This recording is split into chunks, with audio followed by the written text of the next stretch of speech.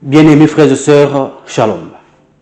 Vous qui êtes ici en présentiel avec nous, comme d'autres qui sont sur des réseaux sociaux, nous vous souhaitons un excellent dimanche et saluons dans le précieux et glorieux nom du Seigneur Jésus. Quand nous étions enfants, la peur de la correction de nos parents nous a certainement empêchés de faire bien de bêtises. Dans le pays que nous avons déjà pris possession, il devrait être de même dans notre relation avec Dieu. Nous allons prier avant de décortiquer notre nouveau numéro d'enseignement. Excellent Père de grâce, tu nous as rachetés pour que nous puissions participer à annoncer la bonne nouvelle, car c'est une mission touche. Cette bonne nouvelle qui sauve et qui guérit. Donne-nous d'être toujours sensibles à chaque occasion de témoigner de ton amour, celui-là même dont tu nous fais part chaque jour. Donne-nous de vivre ta joie, de vivre ta consolation et ta liberté, afin d'être de lumière du monde, là où tu nous as placés. Dans le nom de ton Fils Jésus, nous ainsi prié. Amen. Gloire à Dieu pour ce dimanche de la présence de Dieu. Notre titre de ce dimanche, c'est la crainte de Dieu. La crainte de Dieu. Je résume. Beaucoup se perdent et s'égarent dans leur foi parce qu'ils ont du mal à cerner le vrai sens de la crainte de Dieu. La crainte de Dieu est une révérence pour lui qui influence profondément notre manière de vivre. Craindre Dieu, c'est le respecter, lui obéir, nous soumettre à sa discipline et l'adorer avec piété. Lisons la Bible. Frères et sœurs, pour ceux qui sont nouveaux ou ceux qui vont tomber sur nos différentes vidéos ou renseignements sur les réseaux sociaux, nous sommes un ministère de la foule de racheter. C'est un ministère qui est basé sur la parole de Dieu, un ministère de la parole basé sur la parole de Dieu. Et toutes nos activités, tout ce que nous faisons pour la gloire de Dieu ou du Seigneur est basé sur la parole de Dieu. Et si vous êtes là, nouveau, vous êtes sur le bon chemin ou la bonne route pour être, bien entendu, préparé à rencontrer l'époux. Car nous sommes à la conquête d'âmes pour Christ et préparer ces âmes pour rencontrer l'époux qui revient bientôt. Nous allons lire la Bible dans le livre de Deutéronome au chapitre 4, verset 10. La Bible dit: « Souviens-toi du jour où tu te présentas devant l'Éternel, ton Dieu, à Horeb, lorsque l'Éternel me dit: assemble auprès de moi le peuple. Je veux leur faire entendre mes paroles, afin qu'ils apprennent à me craindre tout le peuple et tout le temps qu'ils vivront sur la terre, et enfin qu'ils les enseignent à leurs enfants. » La parole du Seigneur. Dieu, notre Créateur, c'est lui qui a créé le ciel et la terre. C'est lui qui nous a tous créés. C'est Dieu, depuis qu'il a créé, qu'il a marché avec Abraham, Isaac, Jacob. Le bon Dieu n'avait pas encore envoyé les 10 commandements. C'est celui qui parlait d'une manière ou d'une autre, bien entendu. Mais ici, lorsqu'il a donné les 10 commandements à Moïse, lorsque son peuple, qui était un peuple d'Israël, était entré en esclavage en Égypte, Le bon Dieu les a fait sortir de l'esclavage au travers de Moïse, qui est notre guide dans la foi. Moïse les a fait sortir, bien entendu, mais il y avait beaucoup de méchanceté. Il n'y avait pas les gens qui se comportaient réellement selon ce que Dieu voulait. Dieu avait donné à Moïse les 10 commandements pour que les enfants d'Israël puissent observer, respecter ce que Dieu voulait. Alors, Moïse le rappelle maintenant, rappelle aux enfants d'Israël que, rappelez-vous, d'ailleurs je vous recommande de méditer sur ces passages, sur ces versets, au chapitre 4, tout entièrement là, vous allez comprendre comment Moïse était en train de les exhorter. Dieu qui vous a fait sortir de l'esclavage en Égypte. Dieu qui vous a soutenu. Et ce Dieu-là est un Dieu d'abord d'amour. C'est par amour qu'il a fait. C'est par amour qu'il nous a, nous autres, tous vous et moi, rachetés. Mais ce même Dieu d'amour a de principes. Dans son amour, il a de principes. Et dans ces principes, il a de l'amour. Et il dit, rappelle à mon peuple qu'ils entendent mes paroles, afin qu'ils puissent me craindre, et qu'ils enseignent, qu'ils transmettent même à leurs enfants. Parce que Dieu est éternel. Il y a des générations et générations qui sont passées avant nous. Nous aussi, nous passerons. Il y a aussi nos enfants, leurs enfants. Si Jésus n'est pas encore revenu, Dieu restera toujours leur Dieu. Mais nous ne serons plus peut-être en vie sur cette terre. Mais Dieu veut à ce que nous puissions enseigner, transmettre sa parole pour que nous puissions le craindre. Craindre Dieu ici, c'est respecter ses paroles, ses ordonnances, ses lois et ses commandements. Dieu ne peut pas marcher avec nous. Oui, il est amour. Dieu a tant aimé le monde, il a envoyé son Fils unique, enfin quiconque croit en lui ait la vie éternelle. Gloire à Dieu. Mais Dieu là a le principe. C'est un Dieu d'ordre qui n'aime pas le désordre. Il veut que ces enfants que nous sommes, même les enfants de nos enfants qui viendront après, aient connaissance de la parole de Dieu, des interdictions de Dieu, de ce que Dieu veut, de ce que Dieu aime et de ce que Dieu souhaite que nous puissions vivre devant lui, car il voit tout. Rien ne peut être caché devant Dieu. Aucun comportement, aucune action que nous pouvons faire sur la terre qui peut être loin, que Dieu ne puisse pas voir ça. Dieu voit tout. Alors, il dit aux enfants d'Israël de se rappeler d'où ils viennent. Vous aussi, Dieu vous parle. Oui, vous l'avez accepté. Oui, vous êtes devenus ses enfants. Son enfant, sa fille ou son fils. C'est bien. C'est une bonne chose. Mais qu'est-ce que ce Dieu-là attend de vous? Qu'est-ce que ce Dieu-là demande de vous que vous puissiez faire? Dieu a sa parole. Dieu a ses principes. Dieu a ses recommandations et a ses principes et a ses ordonnances que nous devons suivre. Même dans votre maison, nous qui sommes parents, vous ne pouvez pas permettre que n'importe quel enfant fasse n'importe quoi qu'il veut. Bien qu'il y a de l'amour paternel, oui, mais c'est impossible. Vous ne pouvez pas quand même permettre qu'il y ait du n'importe quoi de la maison. Non.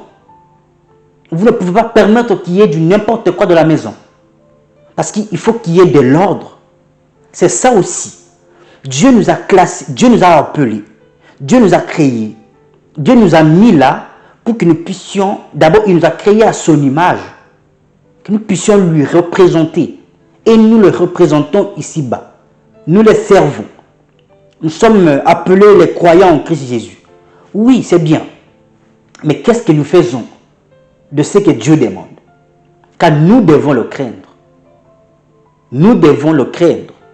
Ce n'est pas avoir peur de lui comme nous avons peur de nos parents, mais le respecter, lui obéir. Obéir en quoi? À ce qu'il demande, à ce qu'il nous dit. C'est ça d'abord la crainte de Dieu. La crainte de Dieu, ce n'est pas trembler, non. C'est obéir à Dieu. Amen. C'est se soumettre à sa discipline.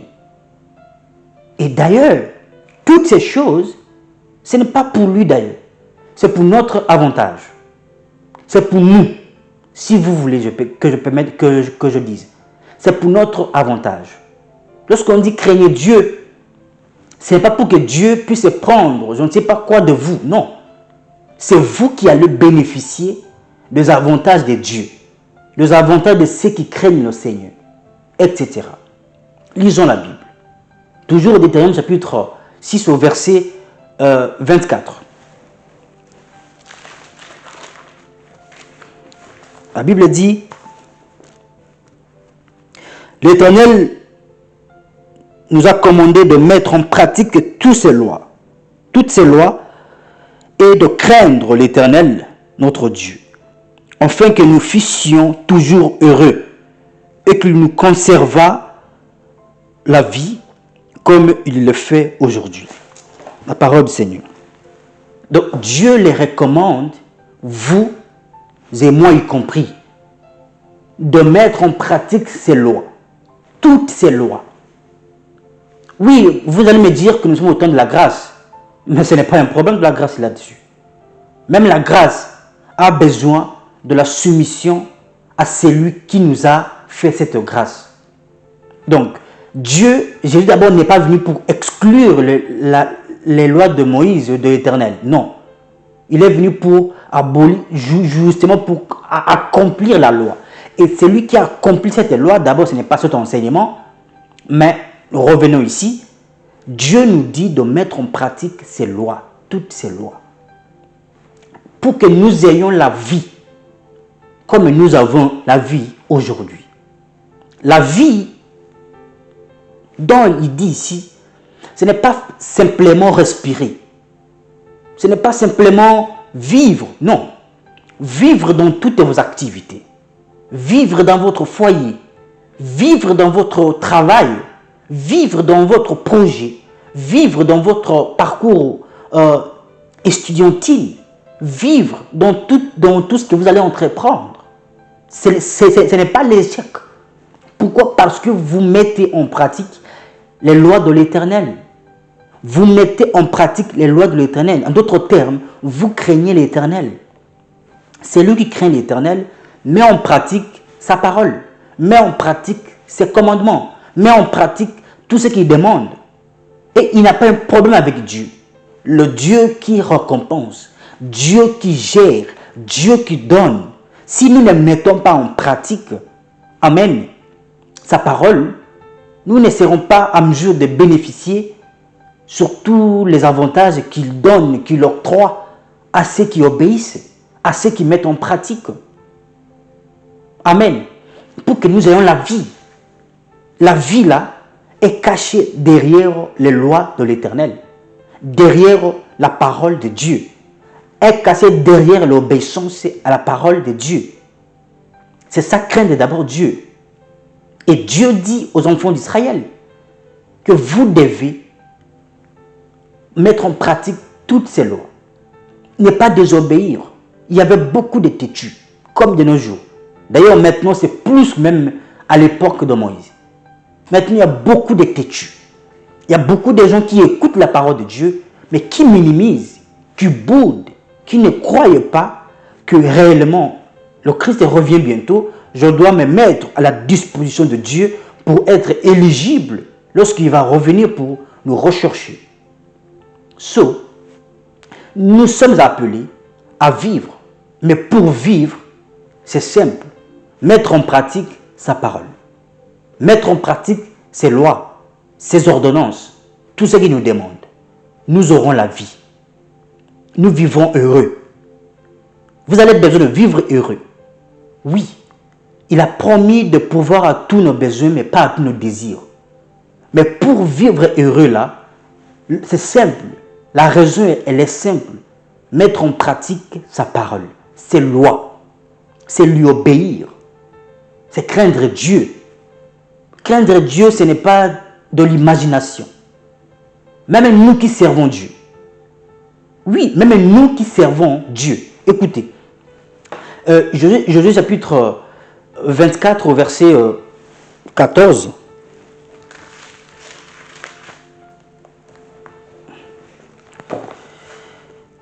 La Bible dit, maintenant, craignez l'Éternel et servez-le avec intégrité et fidélité. Faites disparaître le Dieu qu'ont servi vos pères de l'autre côté du fleuve et en Égypte et servez l'Éternel. La parole du Seigneur. Josué les recommande maintenant. Là, Moïse était déjà mort. Ici, c'est Josué qui prend relève pour être le guide des enfants d'Israël. Il dit que servez l'Éternel. Mais avant de le servir, faites disparaître tous les faux dieux que servaient vos pères à l'époque. C'est quoi vos faux dieux? Vos faux dieux peuvent représenter nos habitudes vieilles, vilaines. N'est pas beau à voir. Notre caractère ancien, notre comportement ancien, la sorcellerie, la magie. Aujourd'hui, pour servir Dieu, il y a des gens qui partent même pour toucher à la magie, à l'occultisme, pour être connus, pour avoir la popularité. Non, craignez Dieu. Il faut avoir la crainte de Dieu. Dieu n'a pas besoin de tout ça. Dieu a besoin que même une seule personne puisse être bénie, puisse être fortifiée, puisse aller dans la bonne direction. Dieu veut que nous puissions gagner même une seule âme. N'allez pas servir de Dieu. N'allez pas servir 2 ou 3 dieux. Non, servez le vrai Dieu. Mais pour le servir, vous devez avoir la crainte de Dieu. La crainte de Dieu nous dit de faire disparaître toutes sortes de faux dieux. De faux dieux. Faux dieu peut être l'argent. Amour de l'argent. Il y a des gens qui aiment servir Dieu, mais qui ont besoin d'argent plus que Dieu. Il y a des gens qui veulent servir Dieu, mais qui ont besoin de femmes, qui n'arrivent pas à se maîtriser. Non, il faut faire disparaître tout ça. C'est ça la crainte de Dieu. Même à l'église, un pasteur ne peut pas avoir 2, 3, 4 femmes.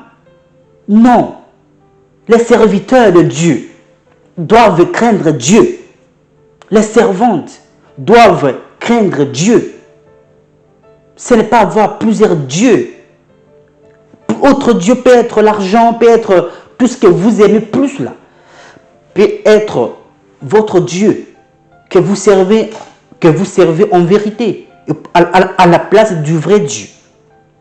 Alors, faites disparaître ça. Surtout dans ce pays que nous avons pris possession. Dieu nous exhorte, Dieu nous interpelle, nous y compris, de faire disparaître tous les faux dieux. Tous les faux dieux. Il veut être lui-même le principal Dieu, notre Père créateur. Que toute la gloire lui revienne à lui seul, revienne à lui seul. Amen. Faites disparaître tous les faux dieux. Ne touchez pas à la magie. Ne touchez pas à l'occultisme pour attirer les gens. Non, c'est pour Dieu que nous faisons. Si Dieu a dit que les gens seront sauvés, les âmes seront sauvées par vous, ils seront sauvés, frère. Elles seront sauvées, frère. Il ne faut pas vous entretuer. C'est pour Dieu que nous faisons. Il sait tout. Il voit tout. N'allez pas vous endetter pour servir Dieu. N'allez pas vous prendre, voilà, de dettes pour venir servir Dieu. Dieu ne nous a pas envoyés pour ça. Tout ça, ça peut représenter, peut être des faux dieux. Celui qui sait le vrai Dieu, sait que le temps de Dieu va sonner. Moi, ce que Dieu me demande, c'est de partager. Ce que je dois prier et demander de ma prière est que Dieu me donne toujours la santé. J'ai sa parole. Toujours la bonne santé, toujours la grâce et la paix de pouvoir communiquer sa parole. Celui qui va écouter, va écouter. Craignez Dieu. N'allez pas avec précipitation. N'imitez pas les gens. Vous ne connaissez pas ce qu'ils font. Vous ne connaissez pas qui est réellement leur Dieu. Qui ils servent réellement, vous ne connaissez pas. Ne les imitez pas. Imitez le vrai Dieu. Craignez Dieu, frères et sœurs. C'est très important. Amen. Lisons la Bible. 1 Samuel chapitre 12 verset 14.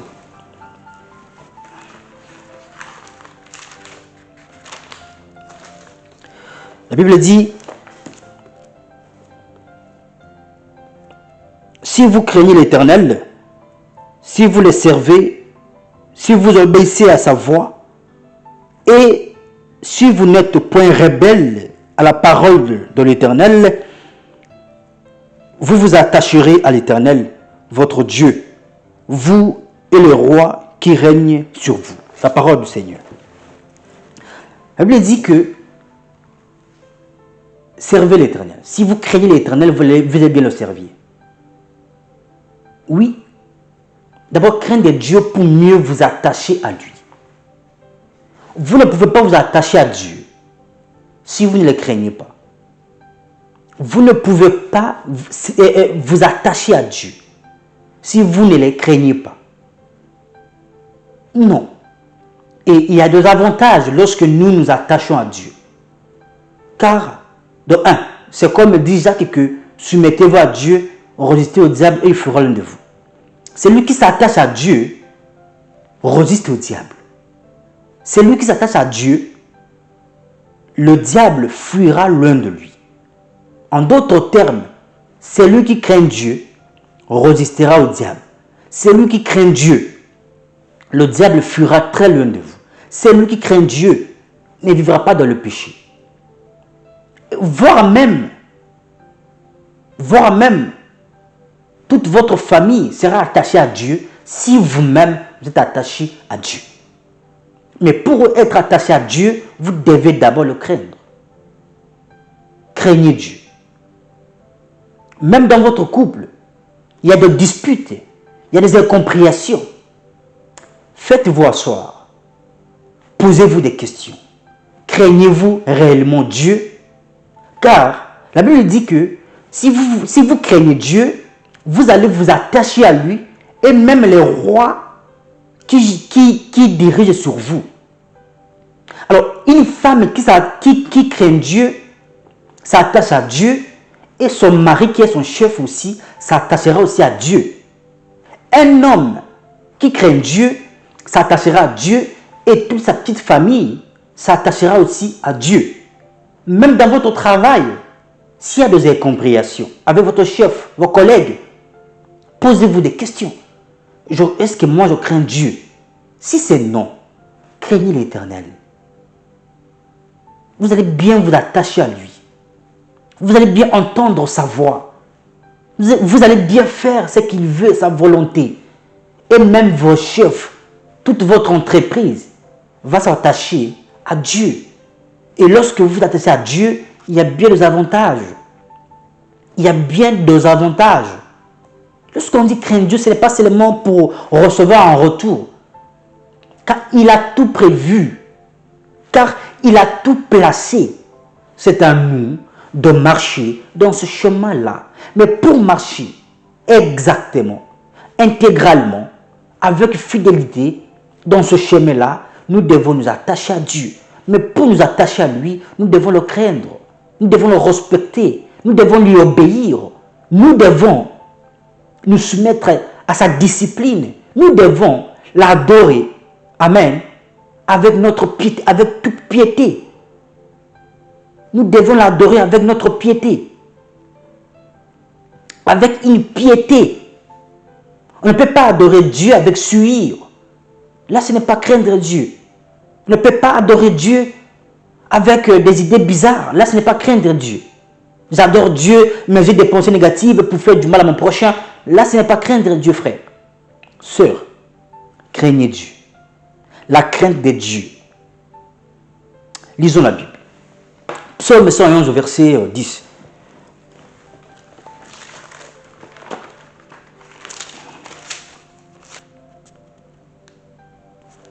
La Bible dit, la crainte de l'Éternel est le commencement de la sagesse. Tous ceux qui l'observent ont une raison saine. Sa gloire subsiste à jamais. La parole du Seigneur. La Bible dit que la crainte de l'Éternel, le commencement de la sagesse. On commence à arriver petit à petit. Oui. Il dit, tous ceux qui l'observent ont une raison saine. C'est une bonne raison de craindre Dieu. C'est une raison louable de craindre Dieu. C'est une raison à applaudir de craindre Dieu. Un enfant qui craint Dieu, c'est un enfant qu'il faut soutenir, qu'il faut aimer, qu'il faut encourager. Quelqu'un qui craint Dieu, qui veut craindre Dieu, c'est la personne que nous devons normalement soutenir, aimer, le pousser. Car c'est une raison, la Bible dit, saine. Et la gloire de Dieu va subsister à jamais dans sa vie, dans son chemin. Amen. Car le commencement de la sagesse, c'est la crainte de Dieu. Et lorsque vous avez cette connaissance, vous avez cette sagesse de Dieu, la Bible dit que c'est une raison saine. Un mari qui craint Dieu, c'est un mari saint. Une femme qui craint Dieu, c'est une femme louable, c'est une femme qui est sainte, que nous devons applaudir, que nous devons encourager dans son foyer. Amen. Tout ce que vous allez faire, si vous voulez que la gloire de Dieu subsiste à jamais, le secret est que vous devez craindre Dieu. Et vous aurez sa sagesse. D'abord, c'est le commencement de la sagesse. Car vous allez vous soumettre à sa discipline. Sa discipline ne nous fait pas mal. Sa discipline ne nous étouffe pas. Sa discipline ne nous gêne pas. Et plutôt, ça nous rend sages. Ça nous donne la sagesse. Et la Bible dit que c'est une raison saine. Amen. C'est une raison saine. Lisons la Bible. Psaume 128, verset 1. La Bible dit,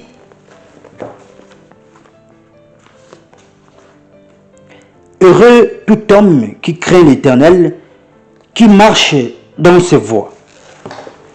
Heureux tout homme qui craint l'Éternel et qui marche dans ses voies.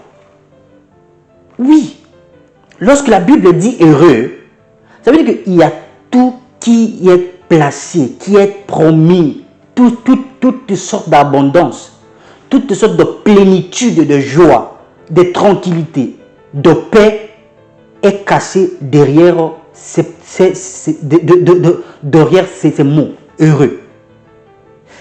Heureux, c'est lui qui craint l'Éternel. Si vous voulez être bien, craignez l'Éternel. Craignez Dieu. La crainte de Dieu, c'est un chemin pour que nous ayons la sagesse.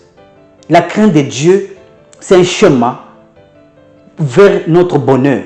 La crainte de Dieu, c'est un chemin vers notre joie éternelle. La crainte de Dieu, c'est un chemin vers notre épanouissement. La crainte de Dieu, c'est un chemin vers le ciel. C'est un chemin vers le paradis. Amen. C'est un chemin vers le paradis. Et la Bible dit que heureux, c'est lui qui craint l'Éternel. Car craindre Dieu a des avantages. A beaucoup d'avantages. Nous serons appréciés par Dieu.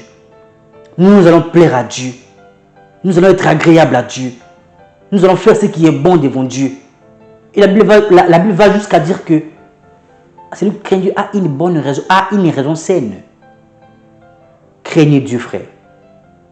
C'est très important de craindre Dieu. Amen. Proverbe chapitre 10 au verset 27.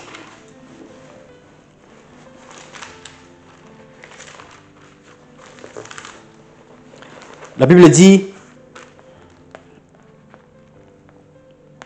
la crainte de l'Éternel augmente le jour, mais les années de méchants sont abrégées. La parole du Seigneur. La Bible dit que la crainte de l'Éternel augmente le jour. Waouh! Quel avantage! Quel avantage! C'est important d'écouter ça, frère. C'est vraiment important d'écouter ça. La crainte de l'Éternel augmente les jours. Et les méchants là sont abrégés. Leurs années sont abrégées parce qu'ils n'ont pas la crainte de Dieu. Ils ne vivent pas longtemps. Vous allez me dire que non, les méchants aussi, les païens aussi. Frère, la crainte de Dieu augmente des années. Des années. Vous voulez vivre longtemps, n'est-ce pas? Et la crainte de Dieu. Vous voulez voir les enfants de vos enfants, ayez la crainte de Dieu. La crainte de Dieu augmente les années. Augmente les années. Et pour les méchants, sont abrégés, sont rétrécis, sont enlevés. Ils coupent leurs propres années par leur désobéissance envers l'Éternel. Il y a des avantages lorsque nous craignons l'Éternel. Il y a des avantages inexplicables d'ailleurs lorsque nous avons la crainte de Dieu. Vos années seront augmentées.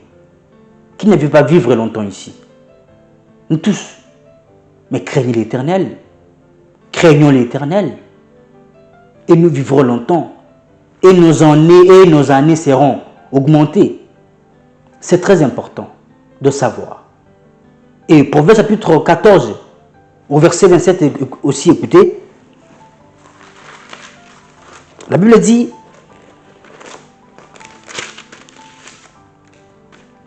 la crainte de l'Éternel est une source de vie pour détourner le piège de la mort. La parole du Seigneur. Lorsque la Bible dit qu'elle est une source de vie pour détourner le piège de la mort, la vie, ce n'est pas seulement, j'ai dit tout à l'heure, pas seulement respirer, pas seulement vivre. Non, la vie c'est aussi dans toutes vos activités. Toutes vos activités doivent vivre, doivent porter de fruits.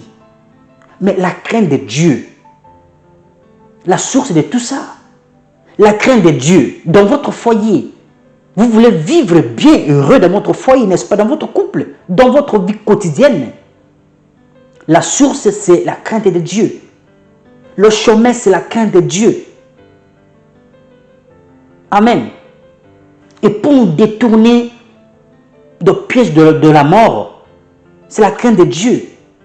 Car nous serons soumis à sa discipline.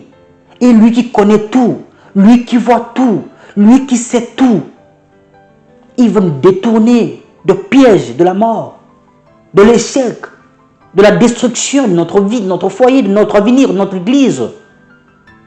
Tout ce que nous avons, la crainte de Dieu est la base pour que tout ait du succès, pour que ça porte de fruits. La crainte de Dieu.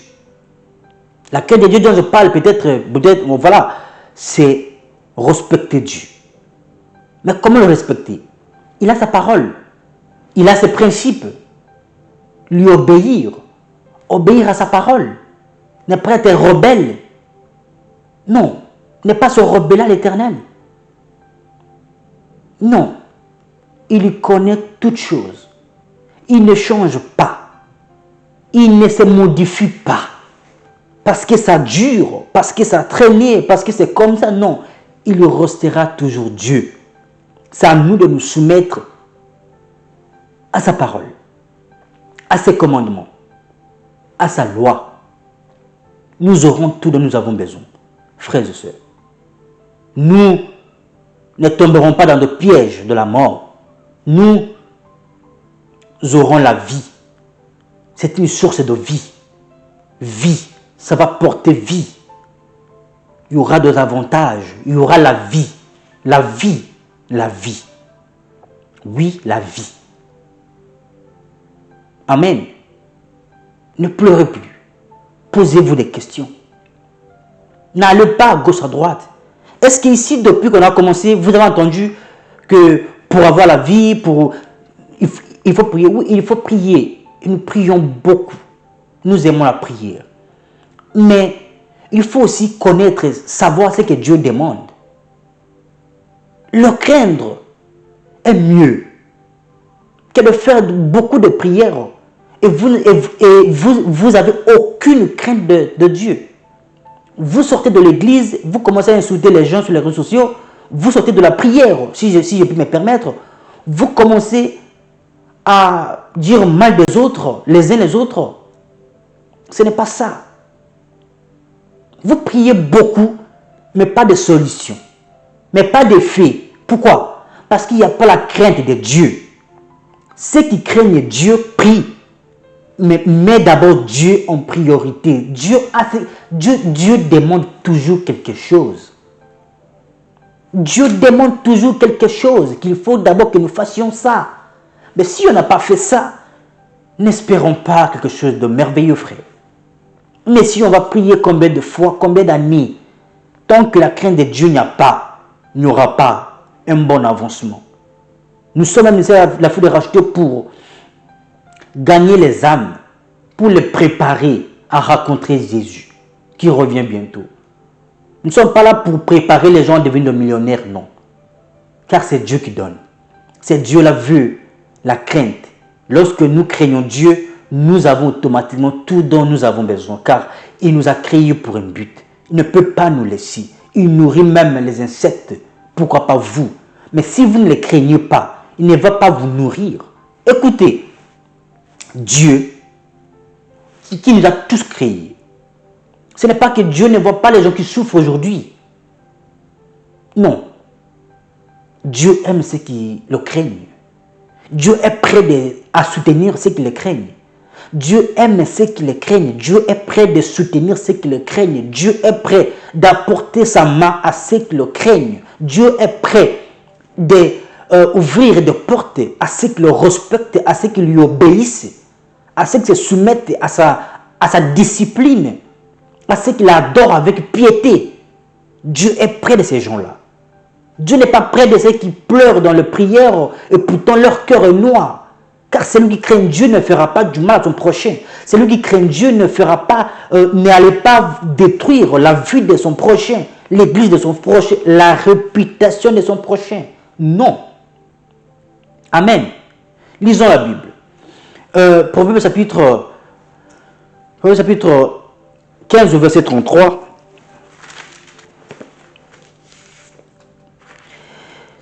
La Bible dit ceci: la crainte de l'Éternel enseigne la sagesse et l'humilité précède la gloire. La parole du Seigneur. Oui, l'humilité précède la gloire. Mais cette humilité, nous allons la voir où? Dans la sagesse de Dieu. Et la sagesse de Dieu, nous l'avons où? Dans la crainte de Dieu. Donc, celui qui craint Dieu a sa sagesse et a son humilité. Et l'humilité précède la gloire. Donc, la crainte de Dieu est un chemin de la gloire. Est un chemin vers la gloire. La crainte de Dieu est un chemin vers la gloire. Craignez Dieu, vous serez envoyé par sa sagesse. Craignez Dieu, vous serez rempli de l'humilité. Et l'humilité là, la Bible dit précède la gloire. Précède l'élévation. Vous voulez tous être élevés, n'est-ce pas? Oui. Mais la crainte de Dieu qui est la clé. Quand vous ne craignez pas Dieu, tout ce que vous allez faire, frère, il n'y aura pas de réussite. Disons-nous la vérité. Disons-nous la vérité. Il n'y aura pas de réussite. Craignez Dieu. Amen. Craignez Dieu. On va chuter là-bas. La Bible dit dans le livre de 1 Thessaloniciens chapitre 4, verset 1. 1 Thessaloniciens chapitre 4, verset 1.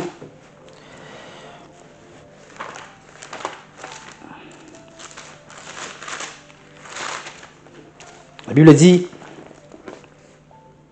au reste, frères, puisque vous avez appris de nous comment vous devez vous conduire et plaire à Dieu, et que cela, c'est que vous faites, nous vous prions et nous vous en conjurons au nom du Seigneur Jésus de marcher à cet égard de progrès en progrès. La parole du Seigneur.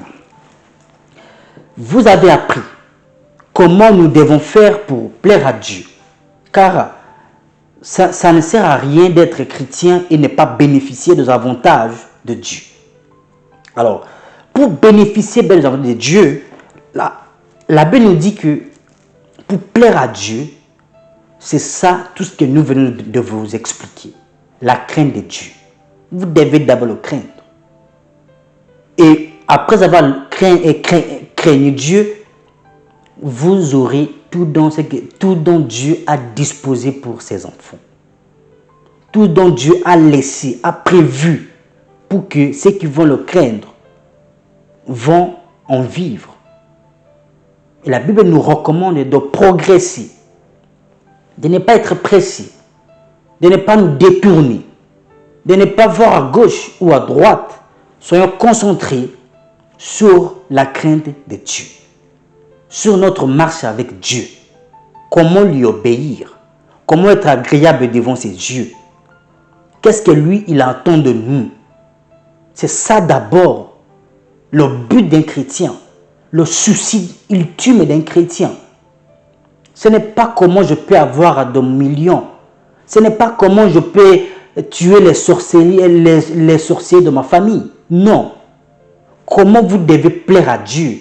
Car le fait que vous êtes agréable devant Dieu, vous allez vous attacher à Dieu.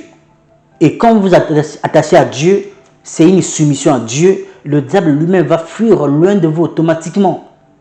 Il va fuir avec toutes ses malédictions, avec toutes ses erreurs, avec toute sa pauvreté, si je peux dire. Il ira avec ça. Et vous allez être libre et totalement libre. On va se retrouver le dimanche prochain pour la suite de notre numéro. Votre frère, Pasteur Racheté.